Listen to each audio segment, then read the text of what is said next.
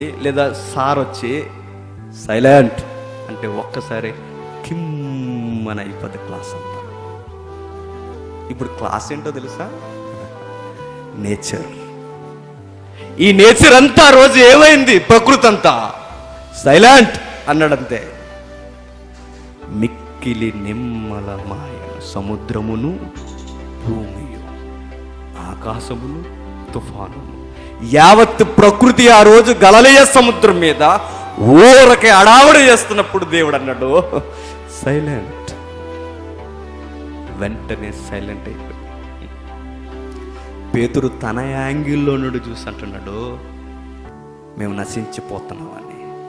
ప్రభు యాంగిల్లోనే చూడండి, తుఫానులు కాదు, ఉదుదులు కాదు, సైక్లోన్స్ కాదు, భూకంపాలు సునామీలన్నీ కలిపొచ్చినా ప్రభు నీతో ఉంటే